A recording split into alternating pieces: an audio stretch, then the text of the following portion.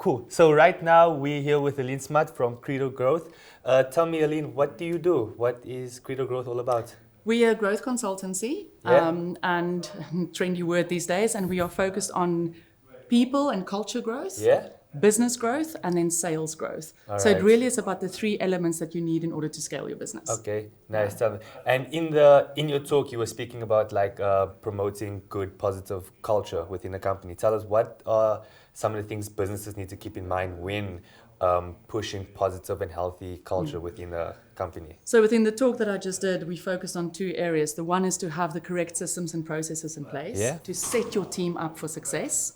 And then the second one is to make sure that people, the foundation of getting high functioning cultures is actually that individuals feel that they are known, that they are relevant, and that they know when they are successful, so that they are being measured. Recognition and things like that. Yeah, so that all of that falls kind of a part of that. But I mean, obviously culture is a lot more than that. Yeah. But just for this conference, those are the main things to set the foundation up for scale. Cool. All right. So with a business that's in the process of scaling up, people from different backgrounds and different sort of mindsets come across, and what are some of the challenges that you may have seen or faced, and how can people overcome those challenges from that? So I think the first thing to really take into account is that there's power in difference. Yeah. And not many people think about that. It's like, oh, you're different to me, so therefore I don't like you. Yeah. But the power in difference is the first kind of healthy mentality to have. Okay. Because you say as businesses grow, there's loads of different cultures coming in, different personalities coming into play. And for us, what we really focus on a lot is developing high performing and high functioning teams. Yeah. And it starts with building foundational vulnerability based trust. Okay. So if I really know you, and if I get to understand you better, I know that regardless of what culture you come from, where you come from, the fact that you're different to me, different opinions, I understand your intent. I know it doesn't come from ill intent. Yeah. And being vulnerable would allow people to connect more and build that relationship. But people need to connect more in order to be vulnerable as well. So it's a little bit of a dual thing. I get that. Yeah. Okay, cool. So for myself, I have a lot of challenge sort of bringing people on the same sort of mindset with sort of growing a business and things. What advice would you give to business owners that are on the verge of scaling up to bring the people up with them and achieving one goal, one mindset? I'm biased because I'm going to say it from a culture and a people development perspective, but it really is putting enough time and effort aside to take your team on a team development journey.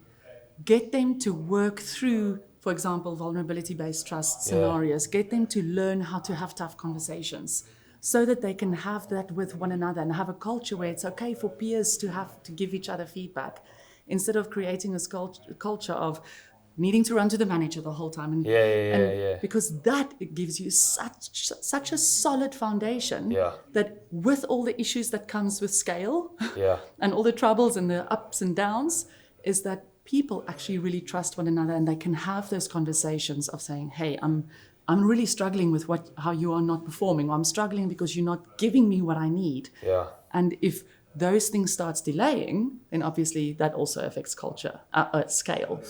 So for me, it's what I see a lot is when people put enough time and effort into developing their teams as a unit, that sets them apart from everyone else who also scales. Cool. Yeah. And with that, the vulnerability and connecting and things, though, people might tend the line of a personal and a business relationship.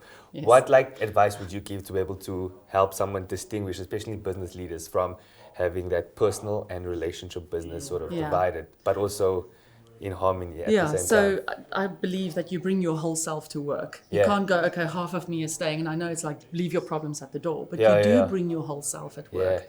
But for me, it's about understanding what cap am I wearing when I'm stepping into this board meeting? What cap am I wearing when I'm stepping into this specific kind of marketing meeting? Get it.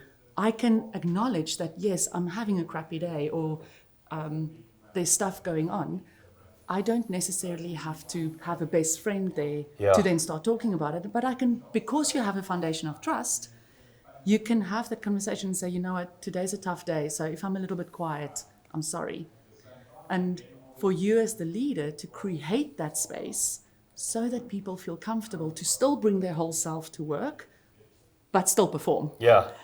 And that for me is a big, 100%, yeah. I'm able to, and I'm comfortable enough to be who I am, but I also know that I'm here to deliver something, and I'm here to perform. Yeah. And if you can hold that space for your business, I mean, how amazing is that? That you can have conversations, and you asked about vulnerability, you don't need to give your deepest, darkest secrets.